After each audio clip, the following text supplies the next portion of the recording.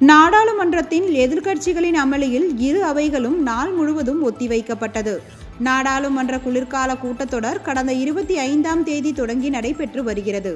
கூட்டத்தொடரில் அதானி விவகாரம், மணிப்பூர் மற்றும் சம்பல் வன்முறை குறித்து விவாதிக்க கோரி எதிர்க்கட்சிகள் கோரிக்கை விடுத்தன. மேலும் அதானி குழுமம் மீதான குற்றச்சாட்டுகளை விவாதிக்க அனுமதி மறுப்பதாக கூறி அரசியலமைப்பு புத்தகத்தை கையில் ஏந்தியும் கருப்பு மாஸ்க் அணிந்து எதிர்க்கட்சி எம்பிக்கள் நாடாளுமன்ற வளாகத்தில் பேரணியில் ஈடுபட்டனர். இதனிடையே வெள்ளிக்கிழமை காலை நாடாளுமன்றத்தின் இரு அவைகளும் கூடியபோது அதானி விவகாரம், வக்ஃபு வாரிய சட்ட திருத்தம், மணிப்பூர் வன்முறை உள்ளிட்ட பிரச்சினைகளை முன்வைத்து மக்களவையில் எதிர்க்கட்சிகள் அமளியில் ஈடுபட்டதால் அவை நண்பகல் 12 மணி வரை ஒத்திவைக்கப்பட்டது. நண்பகல் 12 மணிக்கு அவை மீண்டும் கூடிய போதும் எதிர்க்கட்சிகள் தொடர் அமளியில் ஈடுபட்டதால் மக்களவை நாள் முழுவதும் ஒத்திவைக்கப்பட்டது. அதேபோல் மாநிலங்களவையிலும் எதிர்க்கட்சிகள் அமளியில் ஈடுபட்டதால் அவை நாள் முழுவதும் ஒத்திவைக்கப்படுவதாக அறிவிக்கப்பட்டது.